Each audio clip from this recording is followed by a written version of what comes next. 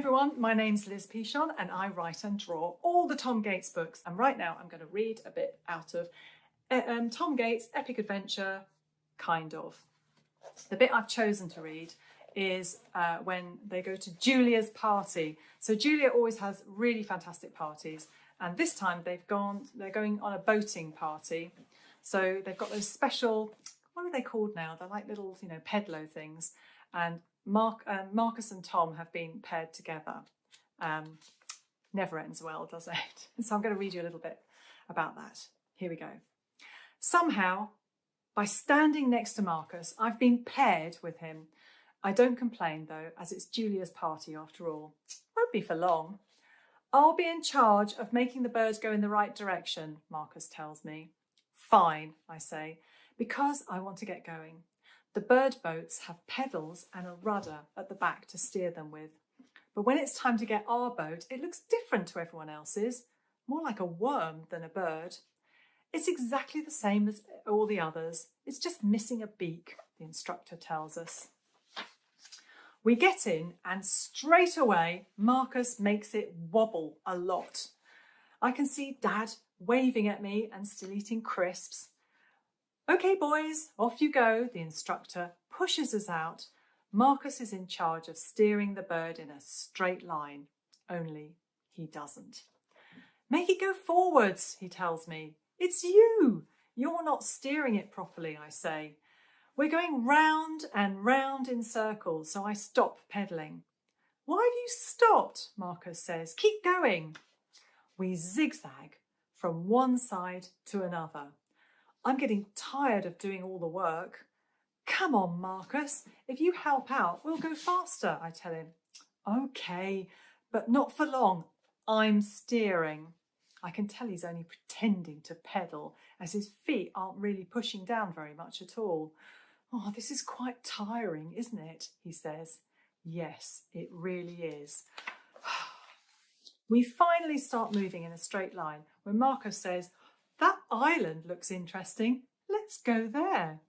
Okay, but don't get too close, I say. For some reason, Marcus suddenly decides that now is a good time to start pedalling. Our bird boat shoots forward, and before we can stop or turn in a different direction, we get well and truly stuck. Because of course, there they are. There is a sign that says shallow water. There they are, stuck. Which part of don't get too close did you not understand? I asked Marcus, who says, wasn't my fault. It was. Lots of the other kids pedal past us and wave. Brilliant. Then Marcus decides that he wants something to eat, and he brings out a sandwich from his pocket. Don't eat that now, I tell him. Why not? I'm hungry. It's only a sandwich. We could be here for ages, Marcus moans. I really hope not. His sandwich attracts a lot of birds who start swimming towards us. Shoo, shoo, Marcus says, trying to stop them from pecking his food. They want your sandwich, I tell him. We're completely surrounded by birds now. It's mine. They can't have it. These birds are not getting my food, Marcus says. Just before a bird swoops down and takes it. Hey, that's my sandwich, he shouts as the bird flies away. Not anymore, it's not, I mutter. I remind Marcus that there'll be food at the party, and he's not happy at all. Neither is the boating instructor, who now has to row out and rescue us. There's always one, or two in your case, who don't read the signs. Didn't you see it said shallow water? Obviously not, Marcus says, which actually makes me laugh. The same bird flies past Marcus, and he tries to splash it with water, which lands all over us instead. Marcus, I shout, and the lady tells us both, no splashing with the water, you two. Wasn't me, I say. I'm soaked, Marcus says, like it wasn't his fault. As we're being towed back, some kids wave and point while I look straight ahead and pretend it isn't happening. There you go. So that's a little bit of Julia's party and the fun and games that Tom and Marcus are always getting into. Hope you enjoyed that. And I'm going to be reading a little bit from all the other books as well. So, Welcome to my brilliant show. hello everybody, my name is Liz Pichon and I write and draw all the Tom Gates books. This one is called Tom Gates, What Monster? I don't know where those monsters came from, but I've kind of like, you know, they feature a lot in the books. So I'm going to read to you a little bit where Mr Fullerman is actually not in this book very much. He's gone off and they've got a supply teacher. There's rumours that a particular supply teacher that everyone knows is super strict is coming to the school. They're all hoping it's not going to be her. Sit down, Brad. Morning, class 5F. Morning, Mr Fullerman, we replied slowly. I'm going away on a very important teacher conference for a few days, so you'll have a lovely supply teacher for the rest of the week. I know you're all going to be well behaved and do all your work, won't you? Yes, we mumbled in a not very convincing way. Marcus kept nudging me and saying, told you, see, told you, as if I hadn't believed him. Your new teacher is going to love being at Oakfield School. Sir, is that pile of worksheets all for us? Norman asked. Of course it is. But don't panic, they're not all worksheets. Mr Fullerman seemed to be enjoying himself. Then Amy put up her hand. Sir, what's the new teacher called? In my head, I was saying, not Miss Gravel, not Miss Gravel, not Miss Gravel. Mr Fullerman started to say, it's Miss, oh no, sorry, it's gone. Brad Galloway called out from the back of the class. Is that her name, sir? Which made all the class laugh. Miss Gone, he added, in case we didn't get the joke. Very funny, Brad. I believe your new teacher is coming into school today, so I'll check her name and tell you later.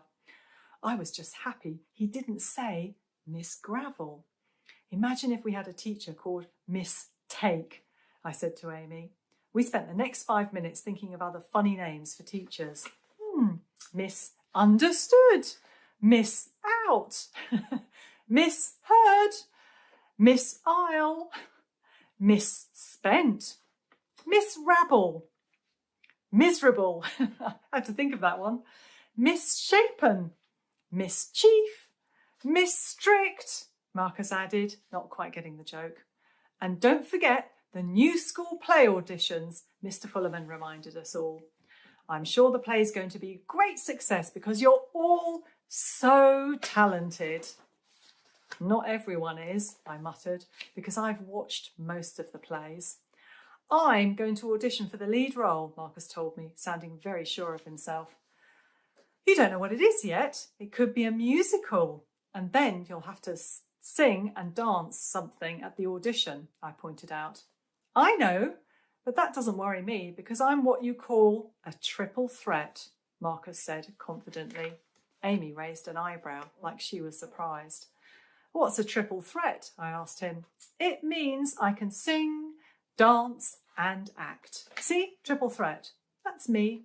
Sounds more like some kind of an ice cream I like. I said, I'd like a triple threat, please, with extra sprinkles, I told him, which made Amy laugh. Very funny. I was so good in the last play, I'm sure I'm going to get a bigger role this time.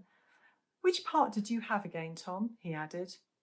Oh, I can't remember, I said. I did remember. I just didn't want to tell Marcus again. Were you a villager in the crowd or a tree? No one wants to be a tree, do they? Being covered in leaves, waving your arms around and swaying, pretending in the wind.